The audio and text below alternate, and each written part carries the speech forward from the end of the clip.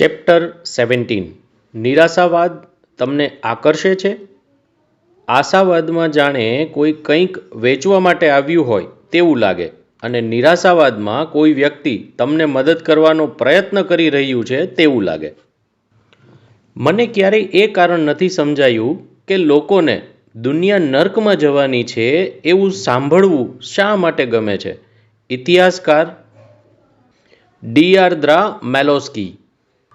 મોટાભાગના લોકો માટે આશાવાદ સારો છે કારણ કે મોટાભાગના લોકો માટે લાંબા સમય માટે દુનિયા વધુ ને વધુ સારી જ બનતી જતી હોય છે. પણ નિરાશાવાદની આપણા હૃદયમાં અલગ જ જગ્યા છે. નિરાશાવાદ આશાવાદ જેટલો સામાન્ય નથી. તે ચતુર લોકો માટે કામનો છે. તેમાં બુદ્ધિશાળી લોકોને પણ રસ પડે છે. આશાવાદ કરતાં નિરાશાવાદ પર વધુ ધ્યાન આપવામાં આવે છે. વારંવાર નિરાશાવાદને જોખમ સાથે જોડવામાં આવે છે. આપણે આગળ ચર્ચા કરીએ તે પહેલાં એ જાણી લઈએ કે આશાવાદ શું છે. સાચો આશાવાદી વ્યક્તિ ક્યારેય એવું નથી માનતો કે બધું જ સારું થશે. આ સંતોષ છે. આશાવાદ એક એવી માન્યતા છે કે જેમાં એવું માનવામાં આવે છે કે સમય જતાં તમારી તરફેણમાં પરિણામો મળે છે અને બની શકે રસ્તામાં કોઈ મુશ્કેલીઓનો પણ સામનો કરવો પડે. આશાવાદના મૂળ એક વિચાર છે. લોકો દરરોજ સવારે જાગીને પોતાની દુનિયાને હજુ વધુ સારી અને પ્રોડક્ટિવ બનાવવાનો પ્રયત્ન કરે છે. સવારે જાગીએ તેઓને મુશ્કેલીઓથી નથી આવકારવી. આ અઘરું નથી. આમાં કોઈ ખાતરી પણ નથી. આ માત્ર મોટાભાગના લોકો માટે અને મોટાભાગના સમયમાં વ્યાજબી લાગતી વિચારસરણી છે. આંકડાશાસ્ત્રી હેન્સ રોઝલિંગે આ વાત અલગ રીતે રજૂ કરતા કહ્યું છે, હું આશાવાદી નથી, હું ગંભીર સંભવિતવાદી છું. હવે આપણે આશાવાદના ભાઈ નિરાશાવાદની વાત કરીએ. ડિસેમ્બર 29, 2008 વિશ્વના અર્થતંત્રના ઇતિહાસનું સૌથી ખરાબ વર્ષ પૂરું થવા આવ્યું છે. આખી દુનિયામાં સ્ટોક માર્કેટ પડી ભાંગ્યા છે. વૈશ્વિક નાણાકીય સિસ્ટમ દરરોજ મદદની જરૂર પડે તેવી રીતે ચાલી રહી છે. બેરોજગારી પણ વધી રહી છે. હજુ આટલું ખરાબ પૂરતું નથી ત્યાં જ વોલ સ્ટ્રીટ જર્નલ એવો લેખ બહાર પાડે છે કે તેઓએ અર્થતંત્રની કોઈ નુકસાની હજુ જોઈ જ નથી. આ લેખ રશિયન પ્રોફેસર ઇગોર પાનારિક, જે અર્થતંત્રના દ્રષ્ટિકોણ વૈજ્ઞાનિક લેખકોની વિરુદ્ધમાં હોય છે, લેખમાં લખ્યું હતું. જૂન અથવા જુલાઈ 2010ના અંતમાં પાનારિકે કહ્યું હતું કે યુએસના 6 ભાગ પડી જશે. અલાસ્કા રશિયા પાસેથી કાબુ પાછો લઈ લેશે. કેલિફોર્નિયા ન્યુક્લિયર્સનું નિર્માણ કરશે, જેને તેણે ધ કેલિફોર્નિયન રિપબ્લિકન નામ આપ્યું, અને ચાઇનાના પ્રભાવમાં હશે. અમુક રાજ્યના લોકો મેક્સિકો જતા રહેશે, જેથી મેક્સિકોનો પ્રભાવ વધશે. વોશિંગ્ટન ડીસી અને ન્યૂયોર્ક એટલાન્ટિક અમેરિકાનો ભાગ હશે. તે કદાચ યુરોપિયન યુનિયન સાથે જોડાઈ જશે. કેનેડા નોર્ધન રાજ્યો સાથે જોડાશે, જેને પાનારિકે the central north American republican નામ આપ્યું, જેના મતે હવાઈ જાપાન અથવા ચાઇનાની રક્ષા કરશે. અલાસ્કા રશિયાના નિયમ હેઠળ આવી જશે. આ કોઈ પ્રેસની ઓફિસમાં થતી ચર્ચા નહોતી. તે કોઈ બ્લોગ કે પછી સમાચાર પત્રક નહોતું. આ દુનિયાના સૌથી પ્રસિદ્ધ અને પ્રતિષ્ઠિત નાણાકીય છાપાઓમાંના એક છાપાના સૌથી પહેલા પાના પર પ્રકાશિત થયેલો લેખ હતો. અર્થતંત્ર માટે નિરાશાવાદ હોવા યોગ્ય છે અને ઓપ્ટિમિસ્ટિક હોવું તો પણ ચાલે. ઇતિહાસમાં અનેક એવા ઉદાહરણો છે જેમાં અનેક દેશમાં મંદી આવી છે. રસપ્રદ વાત એ છે કે પાનારિક જેવા લેખની બદલે જો સૌથી વધુ આશાવાદવાળો લેખ લખવામાં આવે તો કોઈ તે લખાણને કે ભવિષ્યવાણી પર વિશ્વાસ નહીં કરે. 1940ના સમયમાં જાપાનનું ઉદાહરણ લઈ લો. બીજા વિશ્વયુદ્ધમાં હારવાને લીધે જાપાનનું અર્થતંત્ર, ઇન્ડસ્ટ્રી, કલ્ચર અને સમાજ પડી ભાંગ્યો હતો. 1946માં શિયાળાના લીધે એક વ્યક્તિ માત્ર 800 કેલરી ખાઈ શકે તેટલું મર્યાદિત ખાવાનું હતું. કલ્પના કરો કે જાપાનના છાપામાં નીચે મુજબનો લેખ છપાયો હતો. તૈયાર થઈ જાઓ બધા. યુદ્ધ પહેલાં આપનું અર્થતંત્ર જેવું હતું તેના કરતાં 15 ગણું મોટું અર્થતંત્ર આવતા સમયમાં થઈ જશે. આપણું આયુષ્ય પણ બમણું થઈ જશે. આપણા સ્ટોક માર્કેટમાંથી એવા ઉત્તમ વર્તન મળશે કે કોઈ પણ દેશના ઇતિહાસમાં જોવા મળ્યા ના હોય. આપણે 40 વર્ષ સુધી 6%થી વધુ બેરોજગારીનો સામનો નહીં કરીએ. આપણે ઇલેક્ટ્રોનિક ઇનોવેશન અને મેનેજરિયલ સિસ્ટમમાં વિશ્વ લીડર બનીશું. આપણે એટલા ધનવાન હોઈશું કે યુએસમાં પણ આપણી જમીન હશે. અમેરિકન આપણા પરમ મિત્રો હશે, તેઓ આપણા અર્થતંત્રની નકલ કરવાનો પ્રયત્ન કરશે.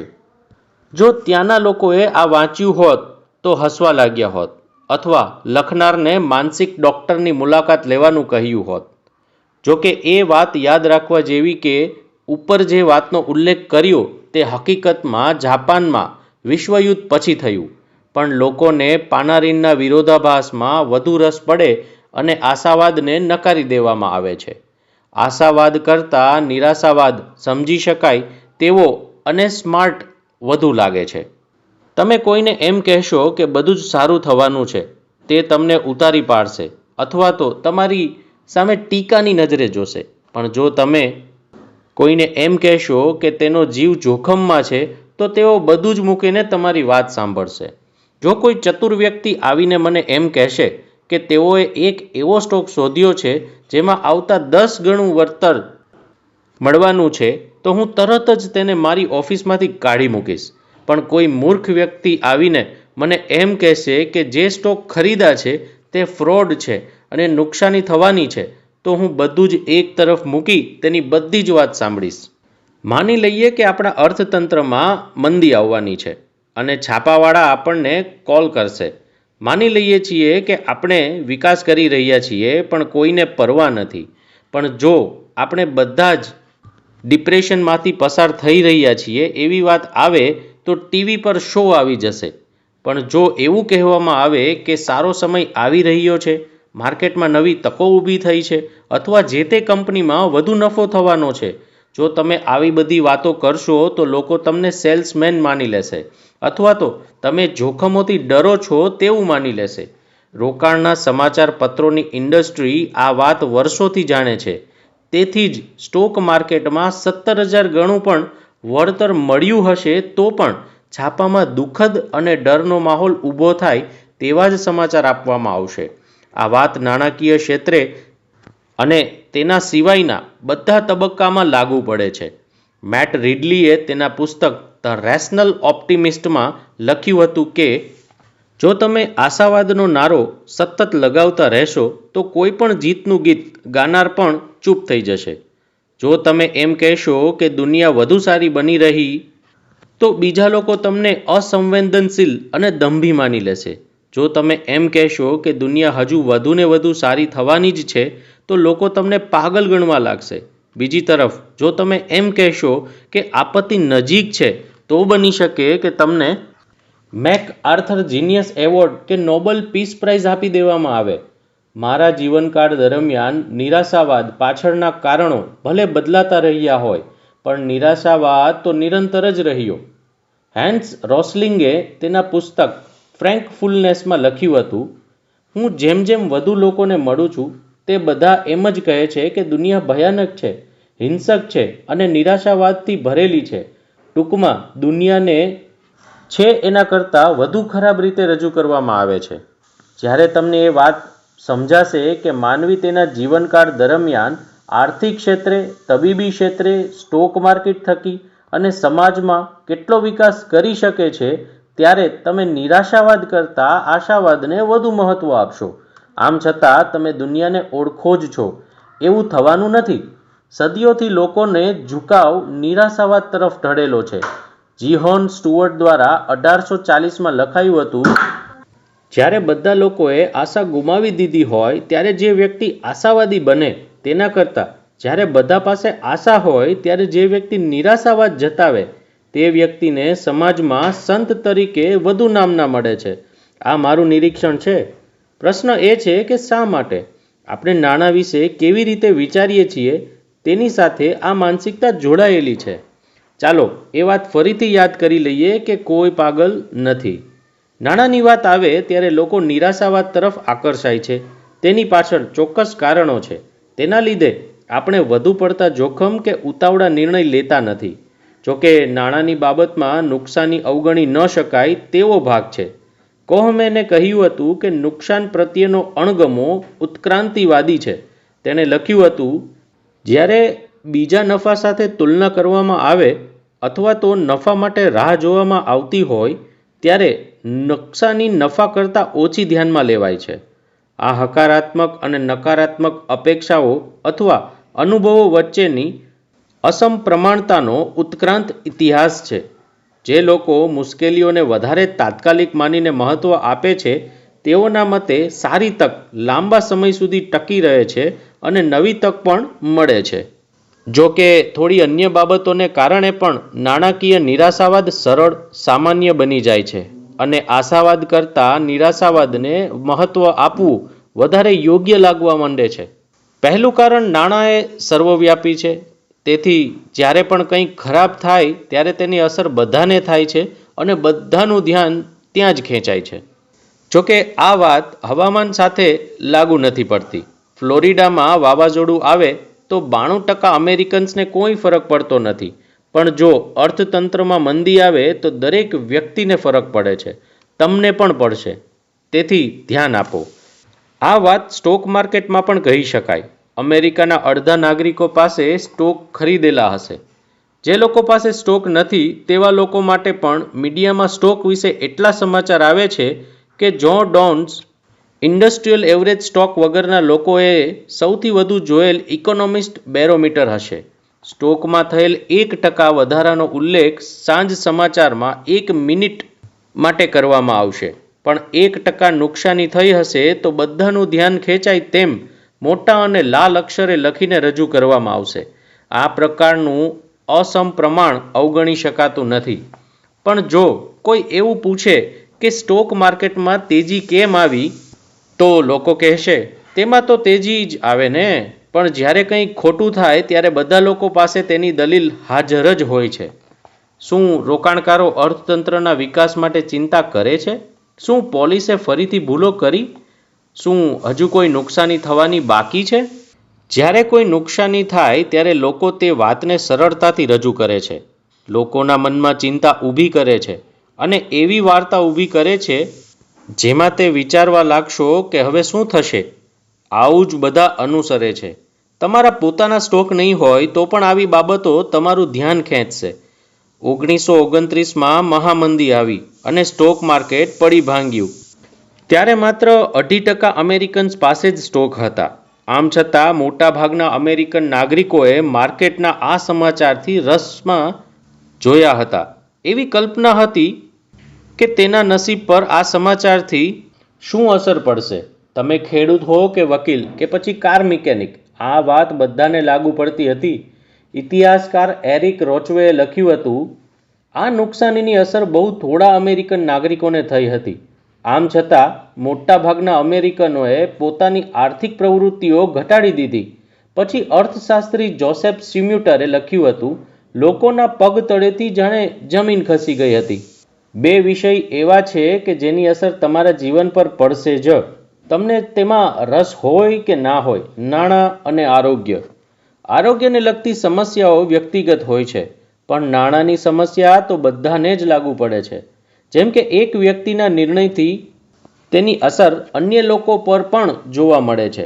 તેથી સમજી શકાય કે નાણાકીય બાબતો પર શા માટે ધ્યાનમાં આપવામાં આવે છે અને બીજા વિષયો કરતાં આ વિષયને શા માટે વધુ મહત્ત્વ મળે છે. બીજી વાત, નિરાશાવાદી લોકો વર્તમાન ટ્રેન્ડને બદલે હકીકતોને ધ્યાનમાં લે છે. તેઓ માર્કેટમાં શું થશે તેના પર ધ્યાન આપતા નથી. 2008માં પર્યાવરણ શાસ્ત્રી લેસ્ટર બ્રાઉને લખ્યું હતું, 2030માં ચાઇનાને એક દિવસ માટે 98 મિલિયન બેરલ તેલની જરૂર પડશે. દુનિયામાં હાલમાં એક દિવસમાં 85 મિલિયન બેરલ તેલનું ઉત્પાદન થાય છે. બની શકે તેનાથી વધુ ઉત્પાદન ક્યારેય ન થાય. હવે દુનિયામાં તેલની બચતનું શું થશે? તે સાચા છે. જો આવું થશે તો દુનિયામાં પૂરતું તેલ નહીં હોય. પણ માર્કેટ આ રીતે કામ નથી કરતું. અર્થતંત્રનો એક નિયમ છે, બહુ સારી કે બહુ ખરાબ પરિસ્થિતિ લાંબો સમય રહેતી નથી, કારણ કે માંગ અને પુરવઠાનો નિયમ ક્યારેય બદલાશે તેનું ચોક્કસ અનુમાન કરી શકાતું નથી. બ્રાઉનના અનુમાન પછી તેલની ઇન્ડસ્ટ્રીમાં શું થયું તેનું અનુમાન લગાવો. તેલની વૈશ્વિક માંગ વધી ગઈ એટલે 2008માં તેલની કિંમત વધી ગઈ. સૌથી વધુ માંગ ચાઇના તરફથી હતી.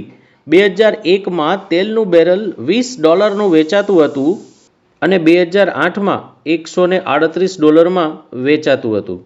નવી કિંમતને કારણે એવું લાગતું હતું જાણે મેદાનમાંથી તેલ નહીં પણ સોનું કાઢતા હોય. તેલનું ઉત્પાદન કરનાર લોકોનો નફો પણ વધી ગયો. $20ના તેલ બેરલ માટે થઈને નફાનો મથવાનો કોઈ મતલબ નહોતો. ડ્રીલની મહેનતને લીધે વધુ કંઈ ફાયદો થાય તેમ નહોતો. પણ જ્યારે તેલની બેરલની કિંમત $138 થઈ ગઈ ત્યારે જાણે જેકપોટ મળ્યો હોય તેવી પરિસ્થિતિ ઊભી થઈ ગઈ.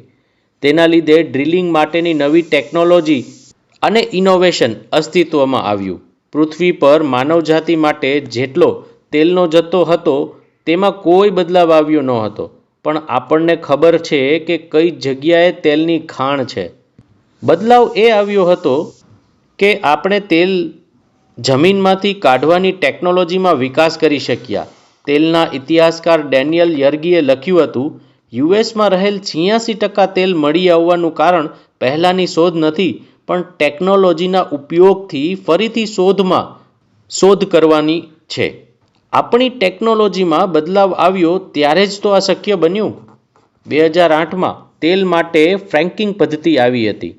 તેના લીધે 2008માં યુએસમાં એક દિવસમાં તેલનું ઉત્પાદન 5 મિલિયન બેરલ થયું હતું.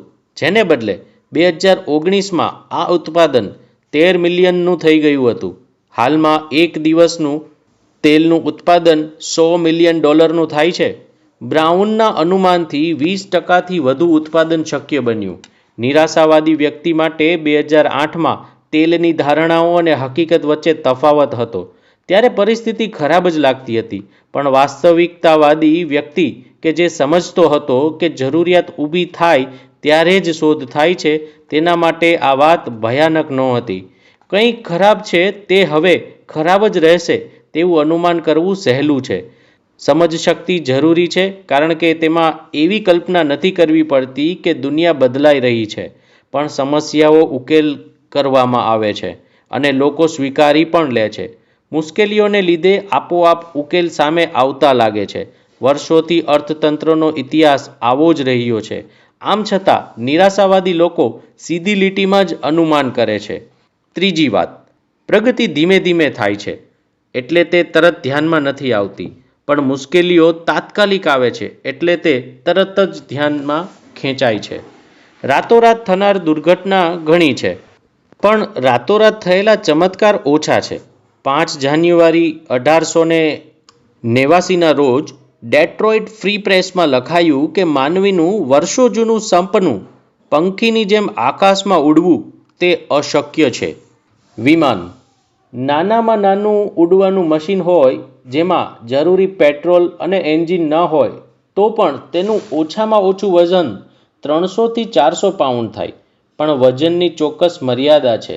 50 પાઉન્ડથી વધુ વજન ન હોવું જોઈએ. બાકી પ્રાણીઓ માટે ઉડવું અશક્ય બને. કુદરત જેની મર્યાદા સુધી પહોંચી ગયું તેના પ્રયત્નો પર નિષ્ફળ નીવડ્યા છે. 6 મહિના પછી ઓરવિલે તેના ભાઈ વ્લ્યુબરને મદદ કરવા માટે હાઈસ્કૂલ છોડી દીધી. તેઓ તેના ઘરના બેકયાર્ડમાં પ્રિન્ટિંગ પ્રેસ બનાવી રહ્યા હતા. આ બંને ભાઈઓનું ભેગું હોય તેવું પહેલું શોધ હતી, પણ તેઓની છેલ્લી નહોતી. જો તમારે 20મી સદીની સૌથી પ્રખ્યાત 5 શોધનું લિસ્ટ બનાવવું હોય તો વિમાન 5મા નંબરનું હશે. પણ તે સૌથી પહેલા નંબર પર તો નહીં જ આવે. વિમાનથી બધું જ બદલાઈ ગયું. તેનાથી વિશ્વયુદ્ધ શરૂ પણ થયા અને પૂરા પણ થયા. તેણે દુનિયાને જોડી દીધી. શહેર, ગામડા, દરિયા અને દેશ વચ્ચેનું અંતર દૂર થયું. પણ રાઇટ્સ બ્રધર્સે બનાવેલ વિમાનની વાર્તામાં એક રસપ્રદ વળાંક છે. તેઓએ ફ્લાઇટ શરૂ કરી ત્યારે કોઈનું ધ્યાન નહોતું ગયું. કોઈને પરવા પણ નહોતી. 1952માં ફ્રેડરિક લુઈસ એલેને અમેરિકાના ઇતિહાસ પર પ્રથમ પુસ્તક લખ્યું. તેમાં ઉલ્લેખ હતો કે રાઇટ બ્રધર્સ શું કરી રહ્યા છે તેની ખબર અને સમજ લોકોને પડે તેમાં વર્ષો વીતી ગયા. લોકોને ઉડવું શક્ય નથી માનસિકતા પર એટલો ભરોસો આવી ગયો કે જ્યારે લોકોએ તેને 1905માં ઓહાયામાં ઉડતા જોયા ત્યારે લોકોએ નક્કી કર્યું કે આ તો કોઈ યુક્તિ છે, જેને મોટાભાગના લોકો ટેલિપથી તરીકે ઓળખે છે. મે 1908માં રાઇટ બ્રધર્સ ઉડ્યા તેના 4.5 વર્ષ બાદ તેઓ શું કરી રહ્યા છે તે જોવા માટે રિપોર્ટર્સને મોકલવામાં આવ્યા હતા. એડિટરે બધા જ રિપોર્ટર્સને પૂરી સ્વતંત્રતા આપી હતી. પછી દુનિયાને ખબર પડી કે માનવ ઇતિહાસમાં હવે માનવીનું ઉડવું શક્ય બની ગયું છે. લોકોએ વિમાનને વર્ષો સુધી ઉડતા જોયા હતા, આમ છતાં તેઓએ વર્ષો સુધી તેના પર ધ્યાન આપ્યું નહોતું. પહેલાં તો તેને લશ્કરનું સાધન માનવામાં આવ્યું, પછી ધનવાન લોકોનું રમકડું, પછી કદાચ લોકોના પરિવહન માટેના વિકલ્પ તરીકે. 1909માં ધ વોશિંગ્ટન પોસ્ટમાં લખાયું, હવાઈ માલવાહકો જેવું ક્યારેય કંઈ અસ્તિત્વમાં નહીં આવે. લોકો પહેલાંની જેમ જ માલ સામાનની હેરાફેરી પૃથ્વી પર કરશે. આ વાત 5 મહિના બાદ પહેલું કાર્ગો વિમાન ઉડ્યું હતું. હવે કલ્પના કરો કે લોકોને આ વિમાન વિશે જાણવા અને આશાવાદી બનવામાં કેટલા વર્ષો લાગ્યા, અને તેની સામે નિરાશાવાદ પર લોકોનું કેટલું ઝડપથી ધ્યાન જાય છે. જેમ કે કોઈ કંપનીને નાદારી નોંધાવી, અથવા યુદ્ધ થયું, અથવા વિમાન દુર્ઘટના થઈ. જ્યારે 1908માં એક આર્મી ઓફિસર થોમસ સેલ્ફ્રિજનું ફ્લાઇટના ડેમો દરમિયાન મૃત્યુ થયું ત્યારે રાઇટ બ્રધર્સના વિમાનની માહિતી લોકોના ધ્યાનમાં આવી. વિકાસમાં અનેક બાબતોનું સંયોજન થાય છે, તેથી જ તેમાં સમય લાગે છે. જ્યારે વિનાશ માટે કોઈ એક ચોક્કસ કારણ પણ જવાબદાર હોય છે, જે અમુક ક્ષણોમાં થઈ શકે, જેમ કે આત્મવિશ્વાસ ગુમાવી દેવો પળવારમાં ગુમાવી દેવાય છે. નિરાશાવાદની વાતો ઊભી કરવી સહેલી છે, કારણ કે તે ઘટના તાજી હોય છે. આશાવાદની વાર્તામાં ઇતિહાસમાં જઈને ડોકિયું કરવું પડે છે. શું અને કેવી રીતે થયું તે જોવું પડે છે, કારણ કે લોકો ભૂલી જાય છે, તેથી તેમાં વધુ મહેનત કરવી પડે છે. તબીબી ક્ષેત્રમાં વિકાસનું ઉદાહરણ લઈ લો. આગલા વર્ષની માહિતી જોશો તો કંઈક વધુ જ નહીં મળે. 10 વર્ષની માહિતી જોશો તો કંઈ પણ વધુ નહીં મળે. પણ છેલ્લા 50 વર્ષમાં ડોકિયું કરશો તો કંઈક અદ્ભુત માહિતી મળી શકે. જેમ કે નેશનલ ઇન્સ્ટિટ્યૂટ ઓફ હેલ્થના મતે 1965થી હૃદયરોગને લીધે મૃત્યુ પામતા લોકોનો આંકડો 70% ઓછો થઈ ગયો છે. 70% ઘટાડાના કારણે 250,000 અમેરિકન્સ લોકો દર વર્ષે જીવ બચ્યો છે. એટલાન્ટામાં દર વર્ષે કેટલા જીવ બચ્યા તેની કલ્પના કરો. પ્રગતિ ધીમે થઈ, તેથી લોકોના ધ્યાનમાં આવતા વાર લાગે. પણ આતંકવાદ, વિમાન દુર્ઘટના, કુદરતી આપત્તિ પર લોકોનું ધ્યાન તરત જાય છે. કલ્પના કરો કે આપણે દર અઠવાડિયે એકવાર વાવાઝોડું આવશે એવું સાંભળતા હોત તો પછી આપણું ધ્યાન દર વર્ષે હૃદયરોગથી મૃત્યુ પામતા લોકોનો દર ઘટ્યો તે બાબત પર ધ્યાન જ ન ગયું હોત.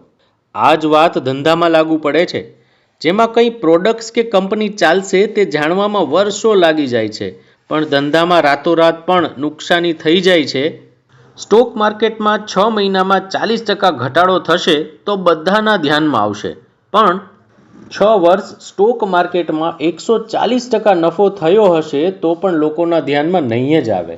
કારકિર્દીમાં પણ પ્રતિષ્ઠા ઊભી કરવામાં વર્ષો વીતી જાય છે, અને તે જ પ્રતિષ્ઠા ખાલી એક ખરાબ મેલથી પડી ભાંગે છે.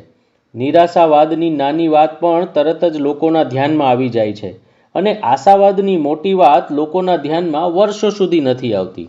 આ વાત આપણે પુસ્તકના અલગ અલગ પ્રકરણમાં પણ કરેલી છે.